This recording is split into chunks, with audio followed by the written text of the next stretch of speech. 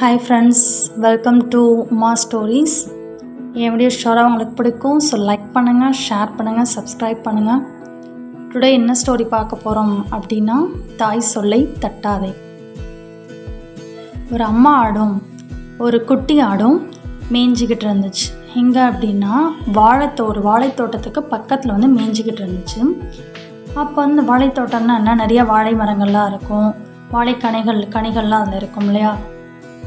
So அந்த குட்டியாடு வந்து அவங்க அம்மாக்கிட்ட சொல்லுது, அம்மா இங்கே நிறைய வாழைப்பழம் இருக்குது, எனக்கு வாழைப்பழம் சாப்பிடணும் போல் இருக்குது, பறித்து கொடுங்க அப்படின்னு சொல்லுது.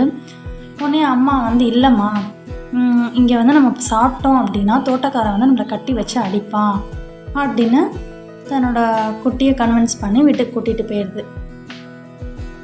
அந்த குட்டி ஆடு நைட்டு ஃபுல்லும் அதே திங்கிங்கில் இருக்குது. இந்த வாழைப்பழம் டேஸ்ட்டாக இருக்கும், நம்ம அம்மா வந்து நம்மளுக்கு பறித்து தர மாட்டுறாங்களே, இவங்க பயப்படுறாங்க போல இருக்குது, நாளைக்கு நம்மளே அம்மா பேச்சை கேட்காம தனியாக போய் சாப்பிட்றணும் அப்படின்னு அது யோசிச்சுக்கிட்டு இருக்கு. ஸோ மறுநாள் ஆகுது, அவங்க அம்மாவுக்கு தெரியாமலேயே அந்த குட்டி ஆடு வந்து வாழைத்தோட்டத்துக்கு போகுது. வாழைப்பழத்தை சாப்பிட்லாம் அப்படின்னு ட்ரை பண்ணுது, பட் வந்து முடியல. ஏன் அப்படின்னா அது குட்டி ஆடு, ஸோ வந்து ரொம்ப ஹைட்டில் இருக்குது வாழைப்பழங்கள்லாம். ஸோ அப்போ வந்து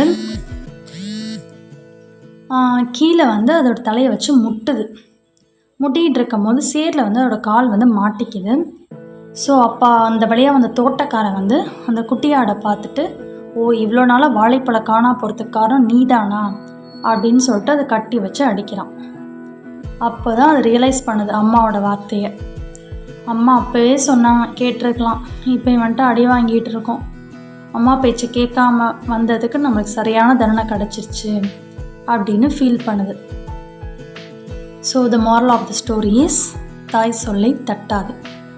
நம்ம அம்மா வேர்ட்ஸ் எல்லாம் அப்போதைக்கு நம்மளுக்கு கசப்பாக இருக்கும், கோவமாக வரும், அம்மாவுக்கு என்ன தெரிய போகுது அப்படின்னு நினப்போம். பட் லேட்டராக தான் நம்ம ரியலைஸ் பண்ணுவோம், நம்ம லைஃப்பில் கஷ்டப்படும் போது தான் ரியலைஸ் பண்ணுவோம், அம்மா பேச்சை அப்பயே கேட்டிருக்கலாமே அப்படின்னு. ஸோ அம்மா பேச்சை கேட்போம், வாழ்க்கையில் சந்தோஷமாக வாழும். தேங்க்யூ.